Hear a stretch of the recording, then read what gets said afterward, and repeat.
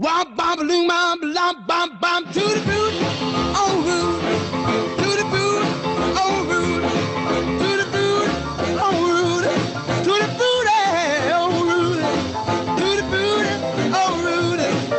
Oh, womp bom balloon bom bom bom bom. I got a girl named Sue. She knows just what to do. I got a girl named Sue. She knows just what to do.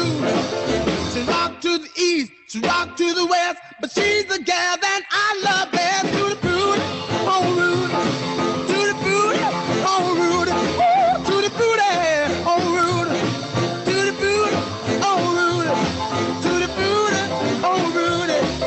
Oh, wop, bop, loom, bop, lump, bump, bum. I got a gal named Daisy. She almost drives me crazy. Got a gal named Daisy. She almost drives me crazy. She knows how to love me, yes indeed. Boy, you don't know what she do to me. To the booty, on Rudy. To the booty, on Rudy. To the booty, on Rudy. To the booty, on Rudy. To the booty, on Rudy. Bop, bop, bop.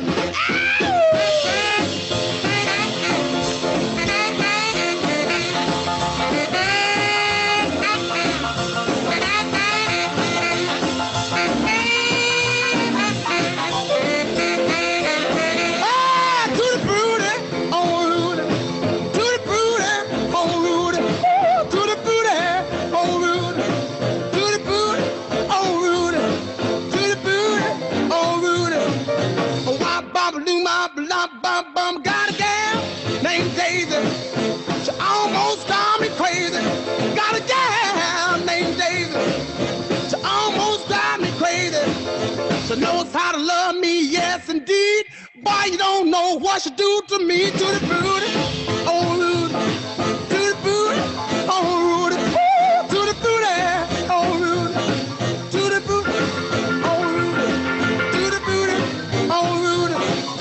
Oh, wop, bop, loom, bop, lop, bam, boom. All right, welcome back, Lancer Library radio listeners.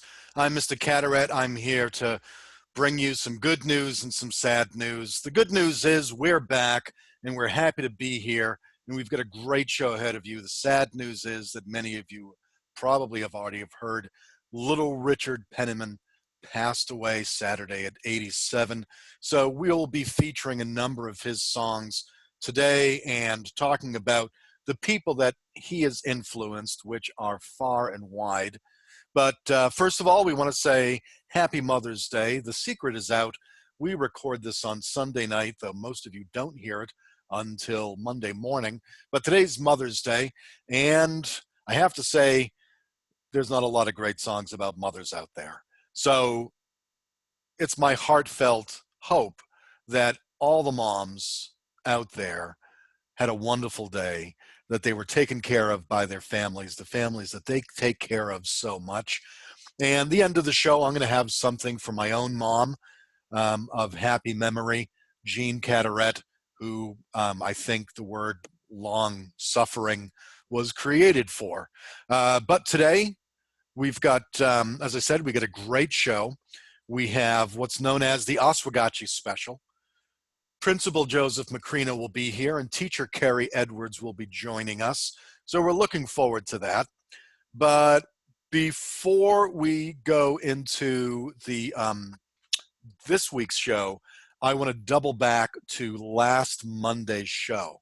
Now, some of you may remember last Monday's show was the ukulele show because Connor wasn't here and I could do whatever I wanted to, and I was very happy about that. But on Sunday's show or Monday's show, we had the Malukas family, and they were wonderful. We had Miss Celeste Malukas, who was a music teacher, and we had two of her daughters, Jenna, a senior, and Elena, who graduated, I don't know, a couple of years ago, but she graduated at least.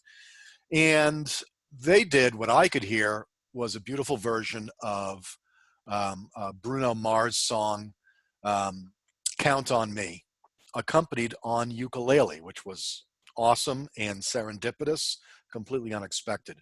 Well, it came over, when I listened to the playback, it came over terrible. which was just a travesty of justice for the Malukas family. So I implored them, and they relented, and they sent me a recording of the three of them singing this. And so let's see how this works today. I want to play this for you.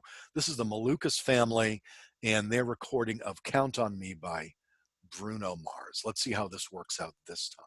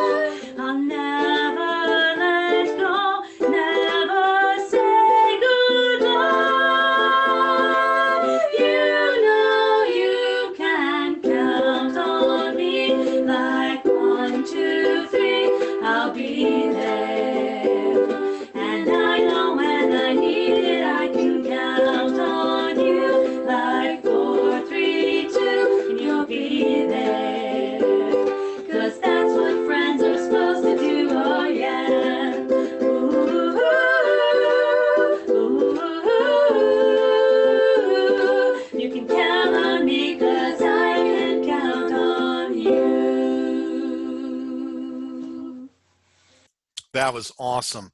I think that sounded much better than last Monday when we had the three of them on. And, you know, that's a bit of a challenge. This is the first time that we've had Waterford people, students, teachers, alumni, send in something that they've recorded. And I'd like more of that. I'd like to issue a challenge out to everybody, teachers, administration. I don't know if there's any admins out there that play a musical instrument, but that would be awesome if we could have some people, students. I know I talked to Owen Seltzer and David Segru was on our last show. They're putting together a jazz band and would love to hear that. So look, if you can send something in to me, I'll get it on the show. And I think that would be awesome. And keep this in mind. I was talking to our guests right before the show, and I reminded them, look, this project, this Lancer Library Radio, I've been having a great time with it, and I hope you have as well. But I don't think any of us expected that this was going to go on as long as it has. And we've got, I think, 5, 6 more weeks. So that's like 15 more shows.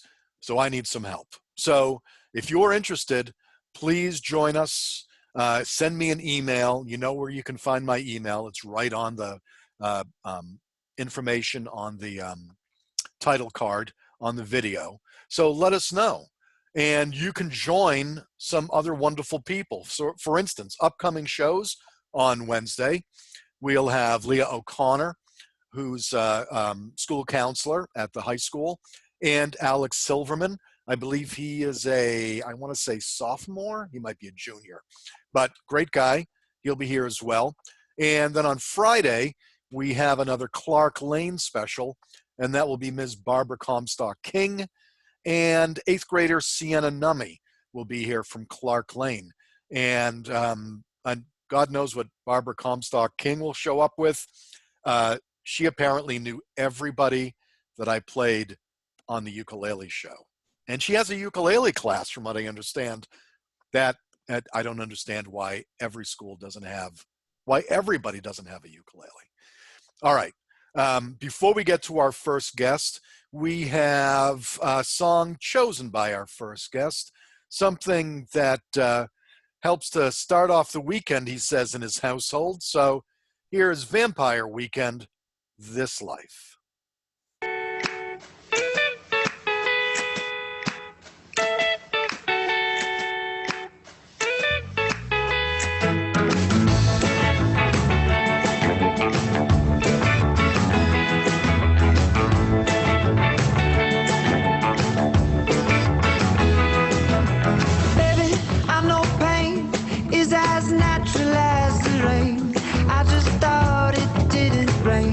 California, baby, I know love isn't what I thought it was, 'cause I've never known a love like this before.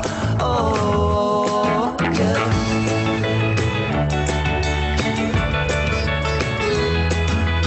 Baby, I know dreams tend to crumble at extremes. I just thought our dream would last a little bit longer. There's a time when every man draws a line down in the sand. We're surviving, we're still living, I was stronger.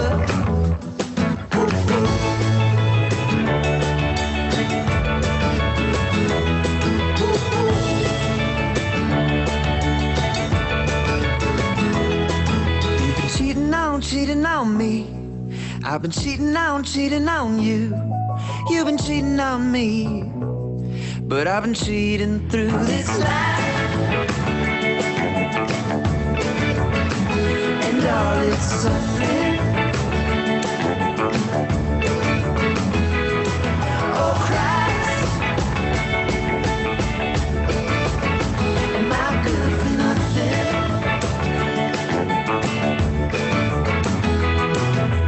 Baby, I know hate is always waiting at the gate. I just thought we locked the gate when we left in the morning. And I was told that war is how we landed on these shores. I just thought the drums of war be louder warnings.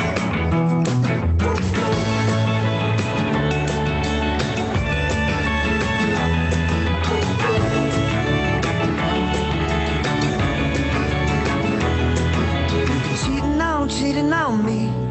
I've been cheating on you. You've been cheating on me, but I've been cheating through this life, and all its suffering. Oh Christ, am I good for nothing?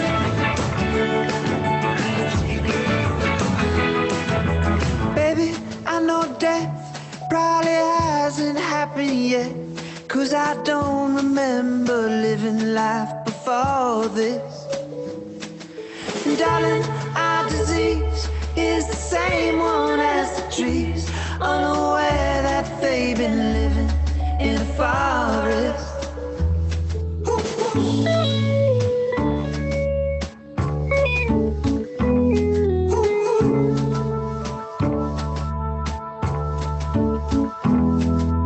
cheating on me. I've been cheating on you. You've been cheating on me. But I've been cheating through this life. And all this suffering. Oh, Christ.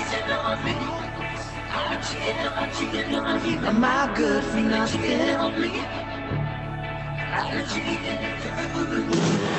This life and all its suffering.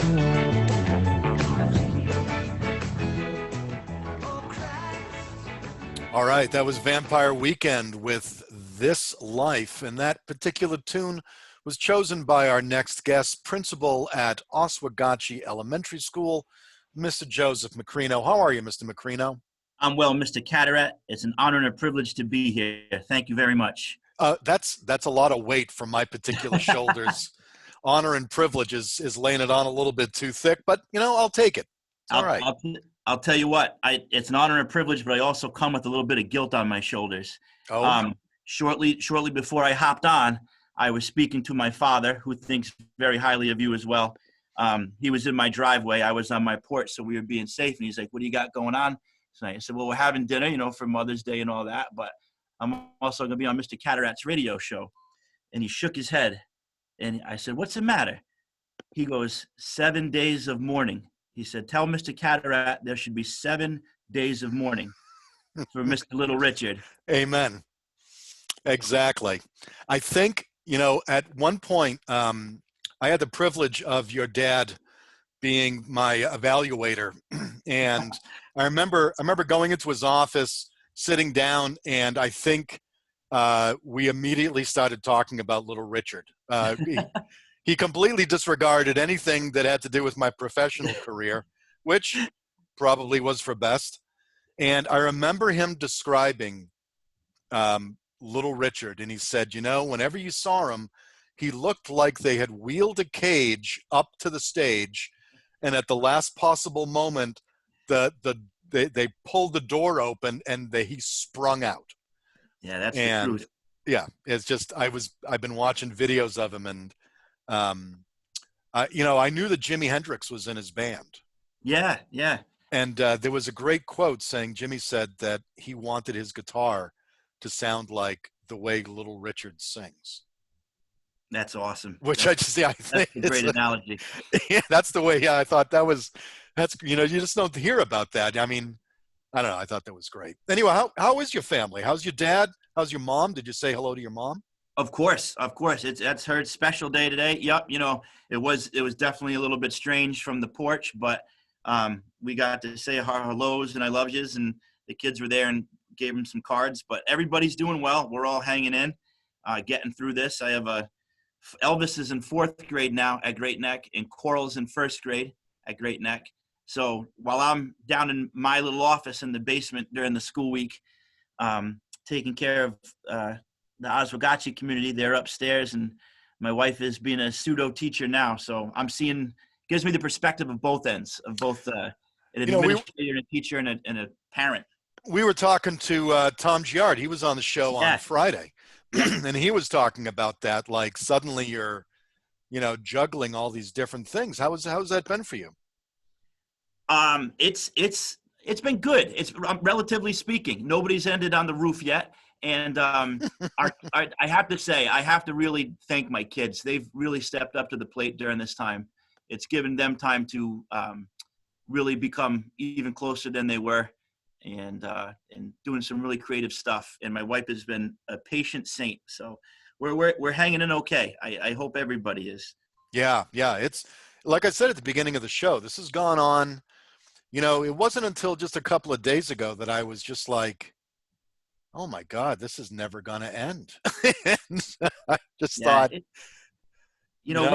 we joined this profession to help kids, and a huge part of that is the human connection, being next to them in the classroom. And Mr. Sachs, he's a good friend of mine. He said something so amazing the other day. He said, once you take the building out of the equation, there goes the equity. And that just resonated with me. You know, that's why we take public education for granted. You know, we forget its history sometimes, but this has really put things in perspective, and we surely won't be taking it for granted anytime soon. There was I can't remember who it was. You know, that's an interesting thing, but I think it was in one of my previous incarnations working for museums. I had I was reading Charles Dickens Came to America, and he wrote a generally a sort of a snarky reaction to America in different ways. I guess he was getting ripped off because they weren't observing his copyright. But he was in Boston, and he went to a public school. And he said, one of the most remarkable things is I couldn't tell who anybody's father was. Oh, wow. Yeah. And I thought that was such a powerful statement. You know, I mean, in England, you know, especially in the 19th century, very, very rigid class consciousness. But he Sure. said, you know, you're right. I think Mr. Sachs nailed it. That's, you know, at least in the building, you know, we can give every kid its due. You know, that's important. Yeah. So what are you guys doing to address that? How are you dealing with that? I mean, I know that, you know, you've got those challenges. What's Oswegatchie doing? And what are your teachers trying to do to bridge that gap? Well, I consider myself one of the luckiest principals in the world because my staff is absolutely incredible. And I mean that sincerely. I would have my kids in any one of their classrooms. They are so focused on what's best for kids, not just let's get the highest test score, because it all starts with that foundation of, you know, social emotional well-being, and really injecting that into academics, because the kids aren't going to get anywhere if they don't have that foundation, if they don't have a Just slow down for a second and tell me what do you mean by social emotional foundation? Can you make that a little bit more concrete? Yeah, sure. So, you know, we're all dealt different hands growing up, all walks of life, different socioeconomic backgrounds and domestic conditions. So we have to guarantee as a school that when each kid walks through the door, we level that playing field and provide that equity. And in order to do that, it's far beyond just academics. We now have to teach kids how to be empathetic, sympathetic, how to persevere through tempers and hard times. So as a school and as a district, we've really embraced this idea of social emotional learning. We are intentional in providing the instruction and strategies so kids can make it through childhood and those teenage years, because not everybody has those skills. Mm-hmm. And if you don't have those internal emotional skills to deal with whatever, then doesn't matter how much information or how much academics you throw on top of them. Absolutely. It's not going to stick.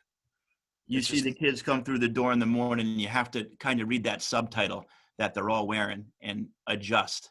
So maybe today's not going to be the math day. Maybe she needs something else today, and we have to be flexible in that. So it's much more than just academic instruction in public education right now. And I'm proud to be part of a district that supports that. I mean, we have curriculum that supports it, second step lessons, morning meeting every day, so everybody gets 15 minutes to shake off home and get back into that classroom community and find some comfort in that.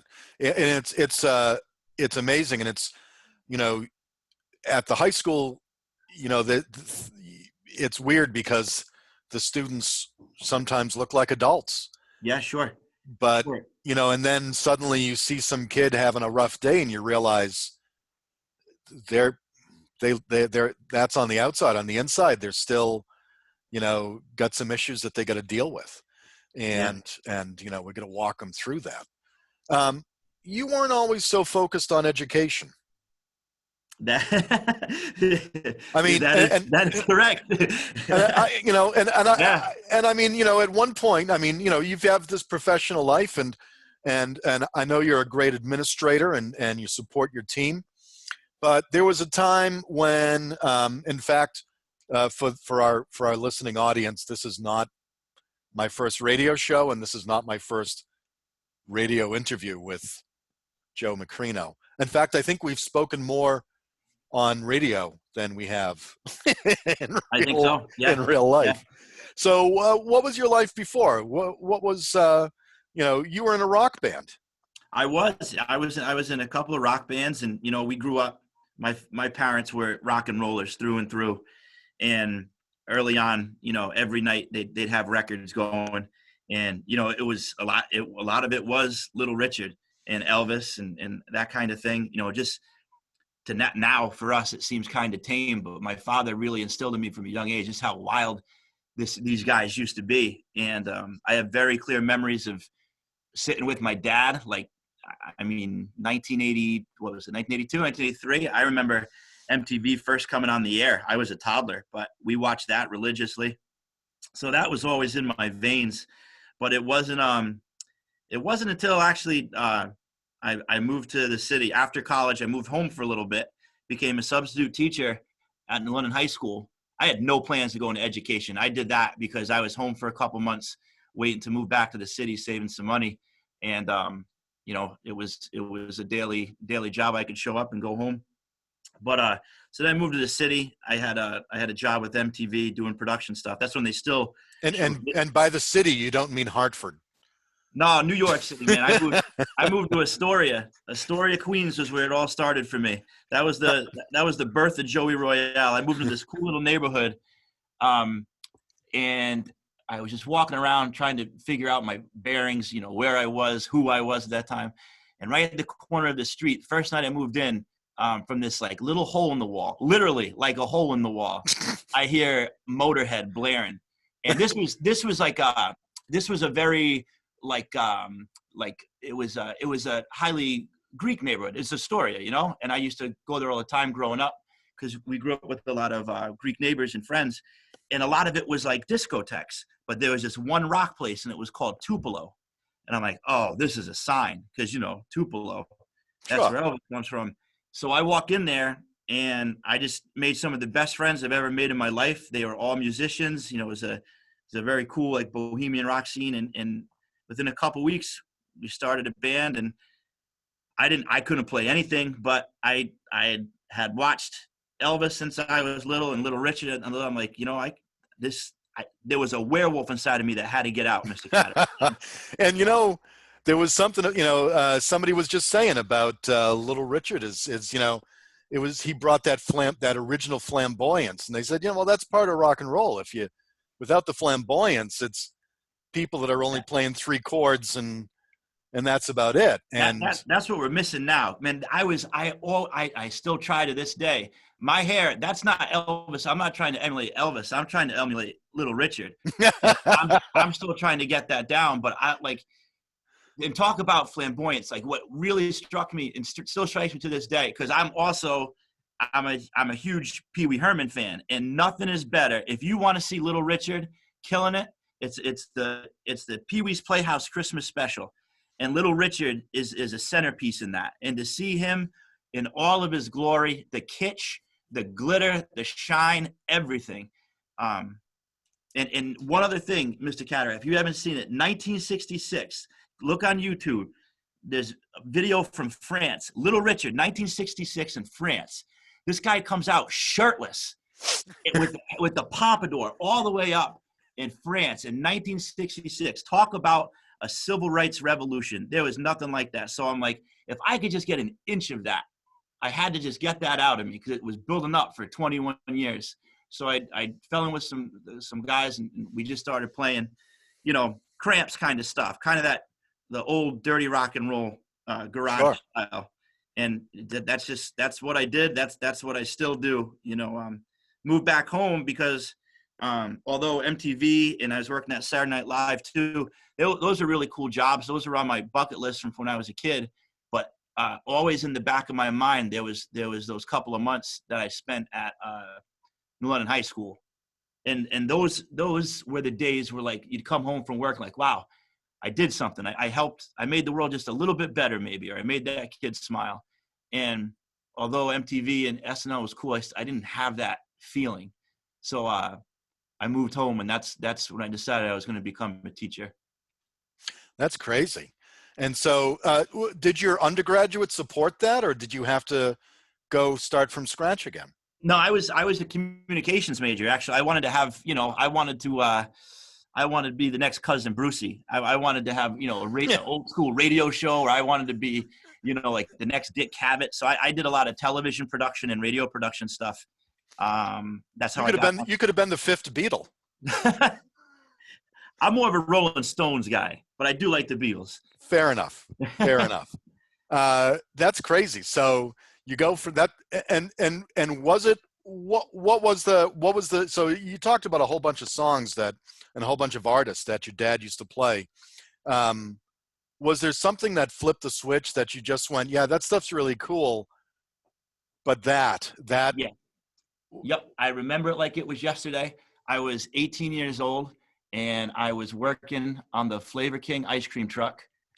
I was in. It was a hot July day, and I remember it, man. I remember exactly where it was. I was going down Lloyd Road in Waterford to Waterford Beach, and I was listening to WCNI, and I heard Johnny Cash live from Folsom Prison for the first time ever. Oh. And right then, my entire life changed. I kid you not. I'm not being, I'm not speaking in hyperbole. Everything switched then. And that became an obsession, many years obsession with Johnny Cash, his music, his story, his biography, his story, his transformation, his multiple transformations for that matter. Yeah, but that underlying spirituality, and that once again, another werewolf. They're good church boys one minute, and then they're wolfmen the next. And Saturday night and Sunday morning. Yeah, Sunday morning coming down. Yes, sir. So I had a friend of mine. I love these. I love these interviews where I completely forget that I have an audience. So forgive my audience for they might actually be listening. I had a friend of mine grew up in England, and his older uncle was Teddy Boy. Oh yeah. Sort of yeah. So and of course, once a Ted, always a Ted. He was a Teddy Boy. Sort of like the English version of the greaser. Yeah, sure. The big chops, the long coat, the big mutton chops, the pompadour. Yeah. That's it. So this was in the 70s or something like that. So 20 years later, the guy was still dressed in the same way. His apartment got broken into and was cleaned out, like furniture, everything gone, except for his collection, very large collection of Johnny Cash albums. And he could never tell whether it was out of sympathy, like the people who were robbing him were like, no, we can't touch the Johnny Cash, or they had absolutely no musical taste. Sure. And they left the Johnny Cash. Oh, that's great. I'd say it was out of respect. Yeah, I would hope as much. Yeah. All right. So we're going to have you back on. We need to do a Johnny Cash show. Oh, man. I would love that. That would be a nice thing to do. But yes, sir. We'll get back to that at some point. So we ask all our guests the same couple of questions just to finish up, just so that, everybody has some sort of baseline that they can think about. So nice and simple. Despite all the problems of this quarantine, what are two things that you're grateful for? Yeah, this is something I think about every day. I think from a principal's position, like I said, my staff is second to none. The families that we have at Oswegatchie are incredible. I feel terrible sending out like these mass emails all the time, and I'm always worried that, I'm going to annoy them or something's good. Please let us be. We're trying to do this. And every email I get back has been nothing but, compassionate and supportive. And I'm also really grateful that Waterford has the central office that it has. Superintendent Giard and Assistant Superintendent Powers, they're gentlemen. They're intelligent, confident, and willing to make decisions that always pan out. So when this all went down and we're like, wow, we're not prepared for this, boom, right out of the gate, Waterford was ready to go. So that makes everybody's lives a little bit easier. and I'm also grateful for my family being supportive through this time. We're putting in a lot of hours as teachers and administrators, so that's great. But another thing I'm really grateful for, like kind of personally, kind of like fun stuff, to be honest, I'm really grateful for Zoom because, you know, I'm kind of a social, gregarious kind of guy, and Zoom's helping me still keep in touch with a lot of my friends in other states and people that I usually get to hang out with. You know, I'll let you on a secret. I'm a bit of a Dungeons and Dragons fan. So this has allowed us to keep our campaign going so we can still be perpetual 12-year-old boys. You know, we all need our steam valves to, you know, let off the steam of the work week. So we're still slaying dragons every Friday night. That's awesome. Yeah. That's wonderful. All right. So, yeah, there is something to be said for, you know, some people have accused me of being a Luddite, which is just not true. I appreciate technology, but I don't like it when it gets in the way. Sure. And I think, you know, right now it's been a real boon. I can't imagine. I was talking to somebody else a couple of weeks ago. I can't imagine what this would have been like in the 80s or 90s. You know, just even, you know, 20 years ago, how much more isolating it would have felt like. Bleak. Oh yeah, pretty bleak. So the final question is, what are you looking forward to?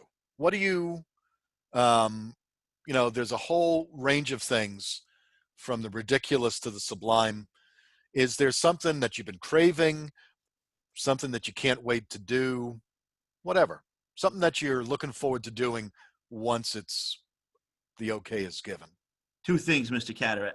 Seeing my parents be able to hug my kids again, and the more kind of selfish thing, veal parmesan from Tony D's in London. I'm dying. I am dying for it, just to sit down in the maroon velvet booths in the dark corner like it's the 70s and have like a veal parmesan the size of my head. I appreciate that. Everybody makes fun of me because all of my things that I'm thinking about are food. I can go down a list of like 20 things I want to have. The happy hour cheeseburger from Engine Room, you know, oysters from Water Street in Stonington. Like, just it goes on and on and on. The food, the hot dogs with the dynamite sauce from the place. I can't even think of the name of the place that's up top, right next to a Camp Dog. Oh yeah. Camp Dog with the dynamite sauce. I got a list. I'm going to be about 500 pounds when we get out of this. I'm just going to go eat my way out of this. So fish and chips at Ocean Pizza. Oh man, yes. I got goosebumps when you said that. All right. Absolutely. So you got one job to do, and you got to give my love and respect to your dad. And I'm glad that so that's the only thing that you got to do today. All right. Also, you got to strong arm a couple more of your teachers to get them on the show. Absolutely. And seriously, Mr. Carteret, this is so cool that you have been doing this. This is something that I know I and other people look forward to every day. And you're really doing something special, Matt. So thank you. I appreciate you being here. All right. So we have, as this song we have one more song from Mr. Joseph Macrino, Nothing But Flowers by Talking Heads. Is this going out to anybody in particular, or this goes out to my family, because I won't stop playing it. Like, this has been my theme song since this all went down. It's all right. It's if you listen to the words and think about everything, it's a little dark, but it always makes me chuckle a little bit. David Byrne has that kind of genius, you know, where he can really sell you on the outre. All right. So that was Mr. Joseph Macrino, and this is the song that drives his family crazy because he plays it all the time. Can't thank him enough. What a gentleman. Mr. Joseph Macrino. This is Talking Heads, Nothing But Flowers.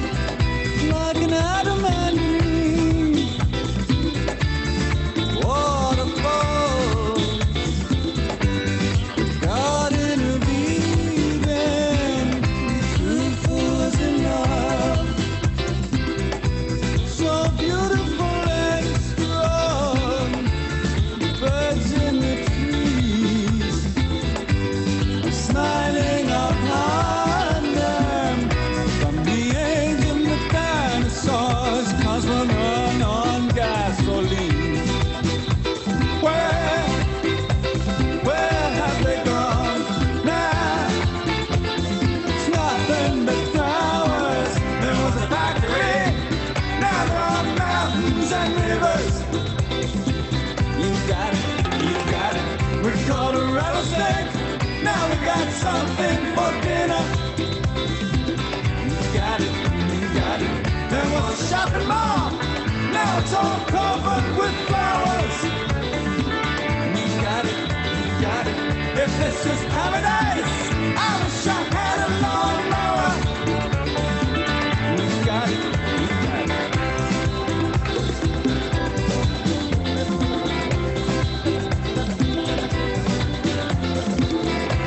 Years ago,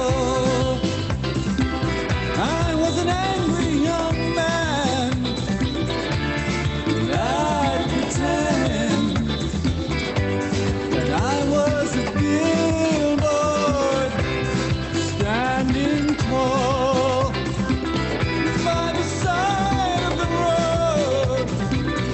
I fell in love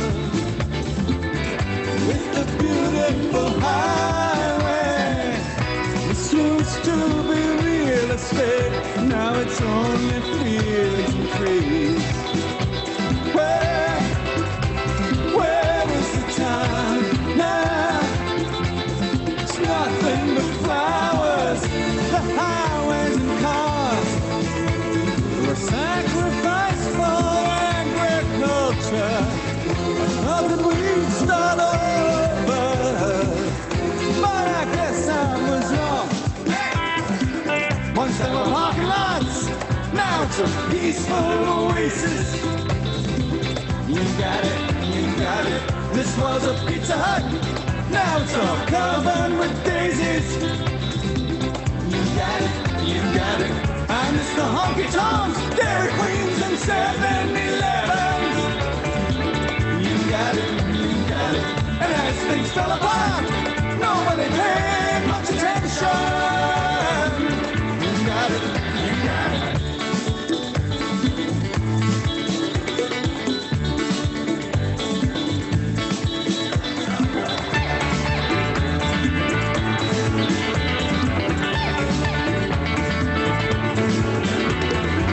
I dream of cherry pies, candy bars, and chocolate chip cookies. You got it. We used to microwave, now we just eat nuts and berries. You got it. This was a discount store, now it's turned into a cornfield. You got it. Don't leave me stranded here. I can't get used to this lifestyle. All right, that was the Talking Heads requested by Mr. Joseph Macrino, Principal Extraordinaire for Oswegatchie Elementary School. That was a wonderful conversation that we had. I'm glad that the two of you out there listening got a chance to sit in while the two of us we just chatted about stuff. Hopefully it was enjoyable for everybody else as it was for me. And hopefully we'll have him back at some point with our Bob Dylan show. The Johnny Cash show, I'm sorry. We can have him back with a Bob Dylan show too at some point. All right, this was just in the news today. I got to thank Mike DeMoro. I've never met the man, but I was looking through the day newspaper today and searched up Waterford. I didn't know anything about this, but I'm happy to promote it and happy to let other people know about it. This is about the third annual Dylan Konakowitz Memorial Foundation DK 5K Walk and Run. So due to the unusual times this year's race will be a virtual walk and run between May 10th, which is, we're recording this on Sunday, May 10th. Between May 10th and 17th, please walk or run a 5K course of your choice. And then they give you a website to upload your time. I'll be posting all this stuff in the comments section. There are apps that you can download. There's a swag package consisting of a bracelet, magnet, race bib will be sent out following the race. There's awards for all different age groups and special awards for most fundraised, furthest away, and Most Creative T-shirt. So please keep that in mind. As I said, all this information I'm going to put in the comments section. And, Dylan was in my advisory for 4 years. And, sometimes you read things about people and you say, that's not the person I knew. And I don't think I've read anything about Dylan that didn't go far enough. I saw him every day for 4 school years, and he always had a smile on his face. He was always a great person to have in a room, really lit the place up. So anything you can do to support anything with his name on it is a good thing. I think I'm going to, even me, someone that doesn't move at all, I think I'm going to do this. I'll let people know how it goes. In fact, I figured out if I walk around my neighborhood, if I do 4 loops around my neighborhood, that's a little bit over a mile. So if I do, 12 of those, then I guess will be 5K or close to it. So please check that out. Look into that. I'll be posting that website in the comments section. Right now, to continue with our memorial to Little Richard Penniman, here's a little piece from 60 Minutes from February of 1985. And let's see how this goes. 60 Minutes Rewind. The name Richard Penniman probably doesn't ring a bell with most people. And if I said a wop bop a loo bop a wop bam boom, some of you might scratch your heads or probably you'd question mine. But anyone who enjoys popular music today, the rock scene, should know about a watershed event that took place in the 50s. It was the appearance of a singer who performed what then was called rhythm and blues, but would soon be known as rock and roll. His name was Little Richard. And after him, the music, the performers, and their shows would never be the same again. Lucille always did it for you, didn't he? Oh, yes. It was the tune that I used for my entrance on the stage. And whenever I got in trouble with an audience, I always got... Lucille has been so helpful to me. She's been a good girl. Mm-hmm. Why Lucille? I mean, what was it about I think Lucille? It's that rhythm. In Georgia, where we're from, late at night, the most exciting thing in my hometown was the cows. Moo! And the chickens crowing. There wasn't nothing else going on there. When you can pass that, you had made it. And when the train came through my hometown, everything in my hometown would be shaking. Chuckle, chuckle, chuckle, chuckle, chuckle, chuckle, chuckle, chuckle, chuckle, chuckle. And that's Lucille. I heard that train so much, I said, that's Lucille. Tell me about your first record. It was what, Tutti Frutti? Tutti Frutti. What was that about? It was a filthy record. It was... You cleaned up the lyrics to record that Yeah, we had... It was wop, bop, loom, bop, lop, bam, boom, but it wasn't Tutti Frutti, old Rudy. It was Tutti Frutti, something else. Then a girl came in, and she put it in there, Tutti Frutti, old Rudy. I got a gal named Sue. She knows what to do. I got a gal named Daisy. She almost drive me crazy. She knows how to love me, yes, indeed. Boy, you don't know what she do to me. Tutti Frutti, oh, Rudy. Tutti Frutti, oh, Rudy. All black records, which was called race records at the time, was played on black stations only. And when I did Tutti Frutti, Elvis Presley started doing it, which when I came out on the record scene, Elvis Presley was not out. In '51, I recorded for R.C. Victor before Elvis Presley. Then Pat Boone covered Tutti Frutti, although he covered a lot of other people. He was covering everybody that could be covered. He released his version of Tutti Frutti. Yeah, right after mine, he copied it. I was mad when he covered me because it stopped my sales. But later, I praised him for it. He and Elvis Presley, I thanked them for it at least, not praised them, I thanked them for it, because they opened that wide door. By them being white, they made the door bigger for me to walk through with my songs. All right, that was a little bit of Little Richard being interviewed.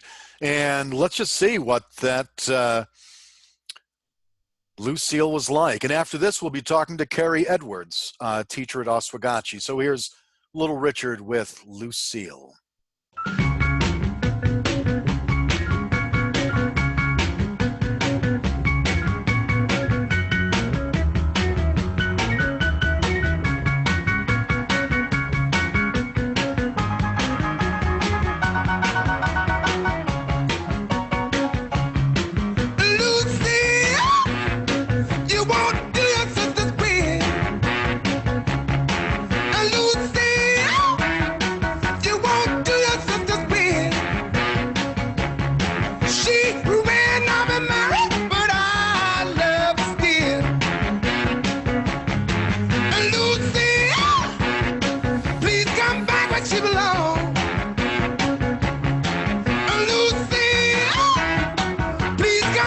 where she belongs. I've been good to you, baby. Please don't leave me alone. I woke up this morning, Lucille was not in sight. I asked my friends about her, but all they looked was tight. Lucille, please come back where she belongs. I've been good to you, baby. Please don't leave me alone.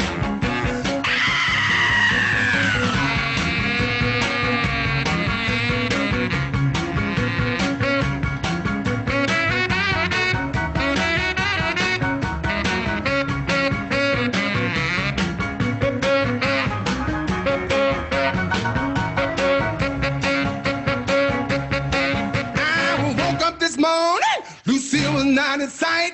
I asked my friends about her, but all they looked was tight. Lucille, please come by where you belong. I've been good to you, baby. Please don't leave me alone. Lucille, baby, satisfy my heart. Lucille, baby, satisfy my heart. I live on with you, baby, and gave you such a wonderful start.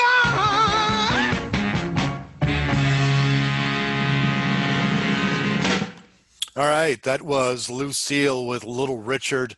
Passed away on Saturday at the age of 87, and certainly he will be missed.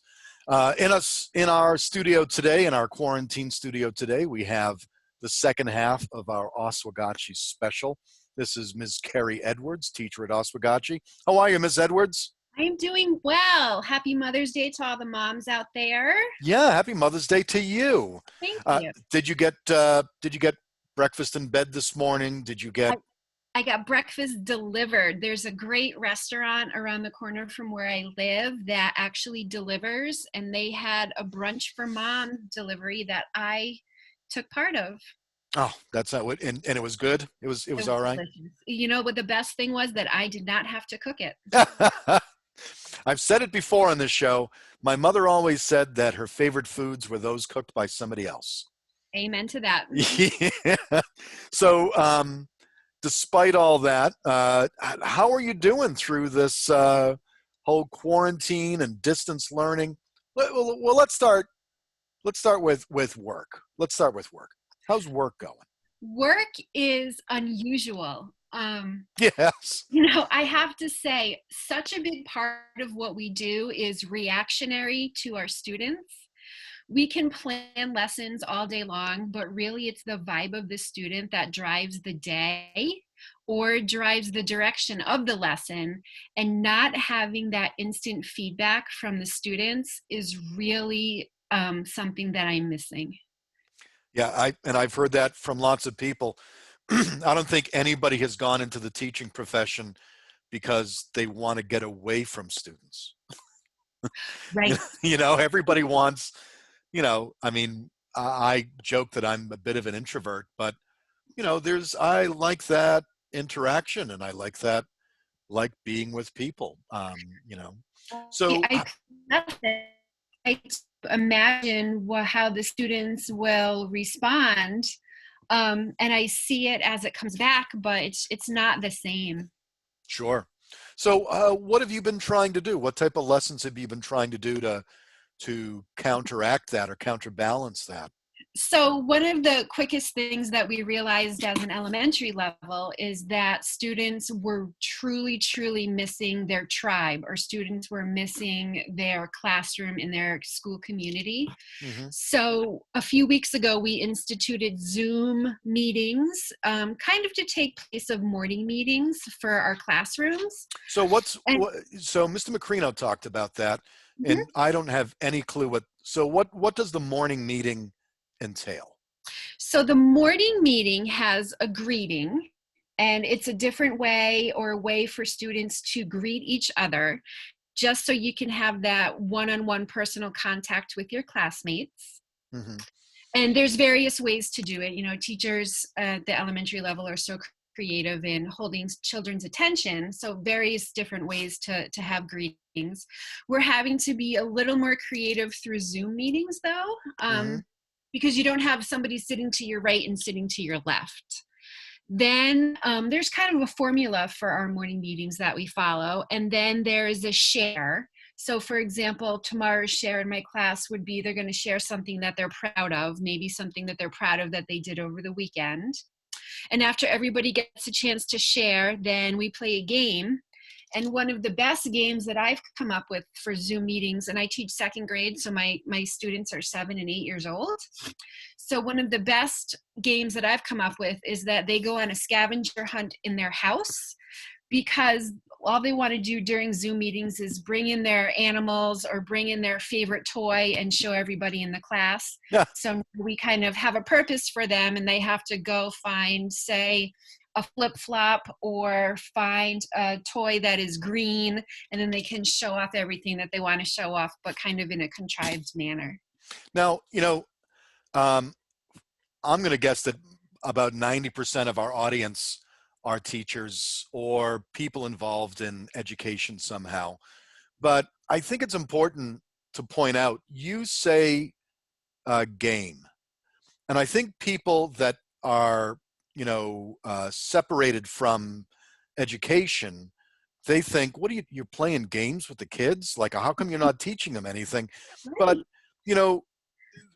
for a 7 or 8 year old, the only way that you're going to get them engaged and learning something, you call it a game, but it's a lesson plan.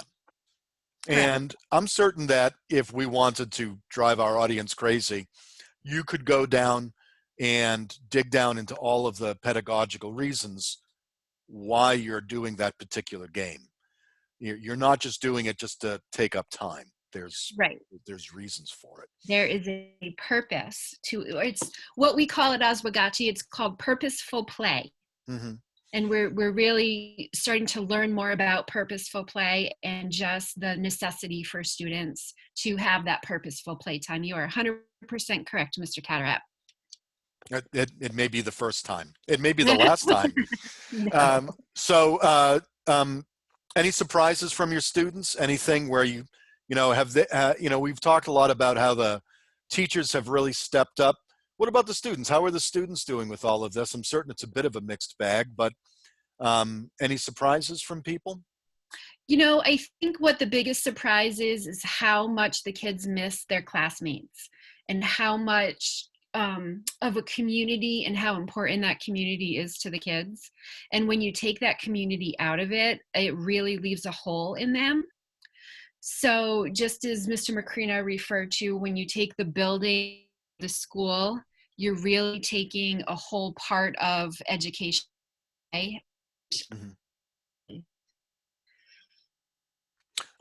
You're going in and out a little bit, but I think I have you back. Okay. All right. So we've got the students, we've got your professional stuff. How's life at home? Life at home is going rather well. Every closet is organized. I've always wanted to be a gardener, and I have a lovely coworker. Her name is Mrs. Malik. She's actually a para in my classroom, and she keeps my plants alive in my class. Since we've had to not go into school, I have brought these plants back home, and I am going to keep them alive. So I have really shown an interest and started researching how to keep these plants alive, and I'm going to turn into an indoor gardener. Well, that's I was thinking about that. I would love to there's got to be, not me, but there's got to be somebody out there in Waterford Public Schools that can help us out with that. I would love, we had a chicken specialist on a couple of shows ago. We did. She was disguised as a biology teacher, but we're not telling anybody. I would love to get a garden expert on, somebody that can help answer a few questions. That would be awesome. So you've been doing some gardening and you've been organizing your closets. My closets have not changed at all during this time. but eventually I'll get around to that. So we always ask our guests, as you know, similar questions. What are two things through this situation that you're grateful for? So I'm going to go with simple answers. I am grateful for Hulu. I dove in and got a Hulu subscription, and I have started binge watching so many shows through Hulu that gets me through the night. So I'm grateful for Hulu. All and right. then I'm almost embarrassed to admit this, but I am grateful for the app TikTok. And why is that? I don't know much about TikTok, except people seem to have strong opinions about it. Right. But So why are you grateful for TikTok? my strong opinion is that the kids, and mostly high school kids, are so creative on TikTok, and they come up with dances, and they come up with coordinating with each other. And I just think it's wonderful to see how students are doing things together in unison and coordinated, and they're also being creative while they're doing it. And this is, I think, an outlet for them to show their creativity, and to show how they have fun with their friends. That's awesome. Yeah. All right. So I maybe someday I'll look at TikTok. If you start, you won't be able to stop. I think it's addicting. I'll keep that in mind. All right. One more question. What's something you're looking forward to? You heard Mr. Macrino. He wants veal parmesan from Tony D's. What's something that you're looking forward to when we're cleared from the quarantine and when we're safely able to interact? You know, not to be sappy, but I'm just looking forward to being in a room with my students, maybe eventually. Ms. Edwards, there is nothing sappy about that. Nothing at all. We've never had to go through this, and it doesn't seem like we're going to have closure with our current students. Yeah. And that just seems something so unfinished to me that we're going to need to come up with a way to have that closure, but then also to be together and celebrate that we made this all through together. You know, I had to run into my classroom last week to grab some things for some lessons. And it's like a time capsule in our schools. And it's so strange that, you know, we left right before St. Patrick's Day, before we got to celebrate St. Patrick's Day. And there are still, as if time stood still, and there's still everything up in the place where it was, as if everybody left it. So I was thinking this might be a fun journal assignment, or a fun, a photojournalist, to go to schools and just take pictures to see how we left it before before all this pandemic started, and then maybe compare it to how school is going to change from here on out. Yeah. Well, maybe I'll talk to Miss Hartel, and maybe we can get the high school, the Lancelot newspaper team on that. Maybe they can get into schools. I don't know. But yeah, that would be interesting. I mean, I know March 13th, at the end of the PD day, I said, well, I'll probably be back in 2 weeks, but I'm going to take my computer. Right.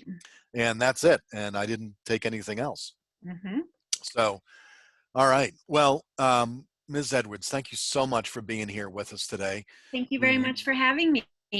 It's been great. We have some more Little Richard coming up. Hopefully, you know, you're enjoying the Little Richard as much as I am. But if not, thank you so much for being here.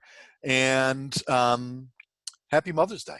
Thank you so much. Thank you very much. And thanks for all you're doing for our Lancer community. Really great job. I'm glad that you like it. And let's see. Let's go to some more Little Richard. This is covered by the Beatles at one point, Long Tall Sally. Gonna tell Aunt Mary about Uncle John. He claimed me as a music buddy and a lot of fun. Oh, baby. Yeah, baby.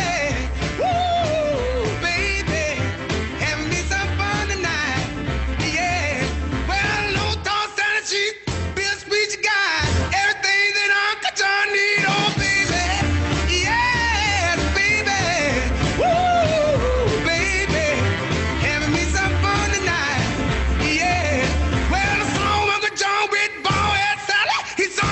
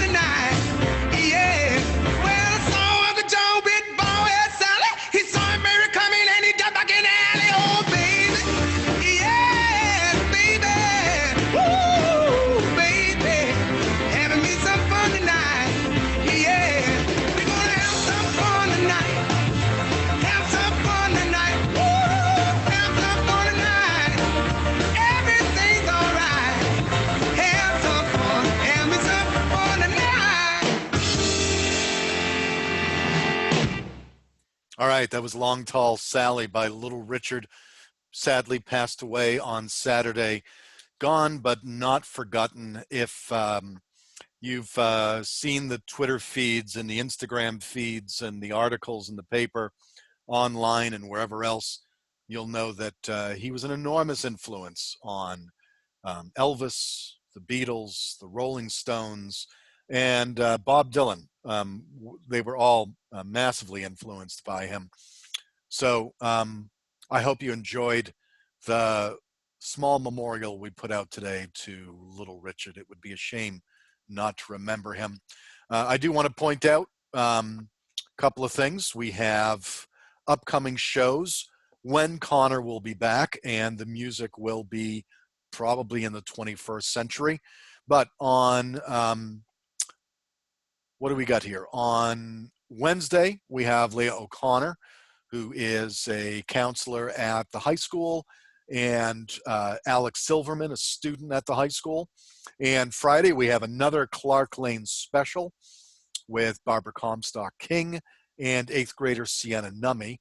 So they're going to be on the show, but we have a lot of shows to fill in. So I want people to consider, please come on board. It doesn't take very long, and it's a way to bring us all together. A lot of people say, well, what would I talk about? I'm not certain what I would talk about.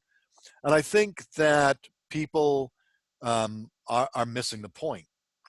It's not, you know what we're going to talk about. I'm going to ask you the same couple of questions all the time. But for the most part, it's just a way for everybody to feel connected.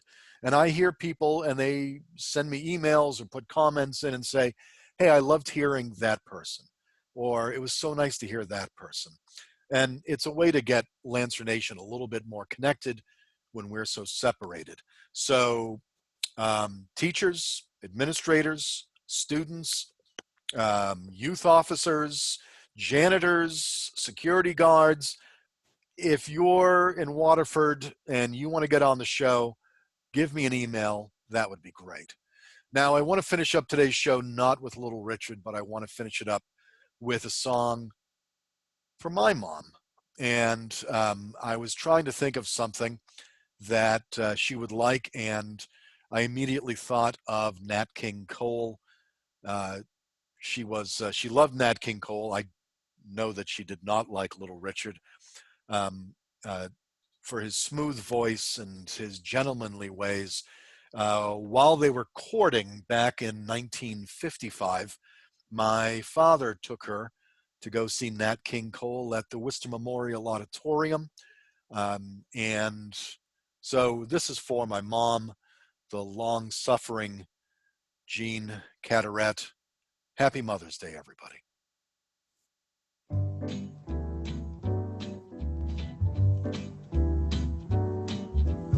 L is for the way you look at me. O is for the only one I see.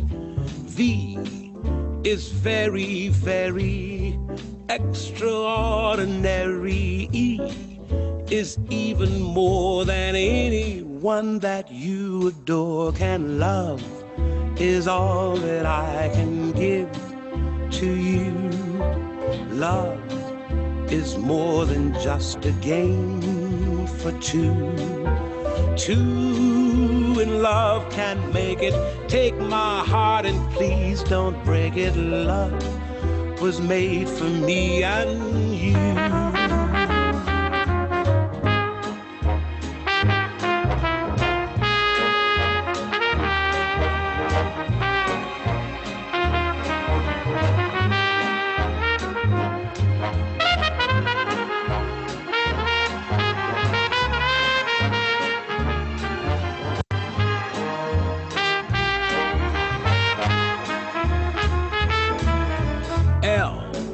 Is for the way you look at me.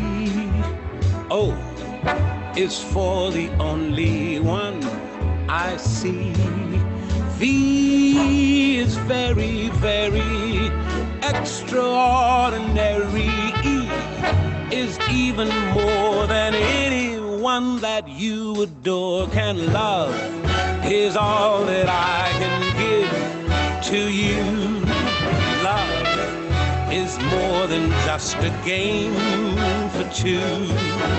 Two in love can make it.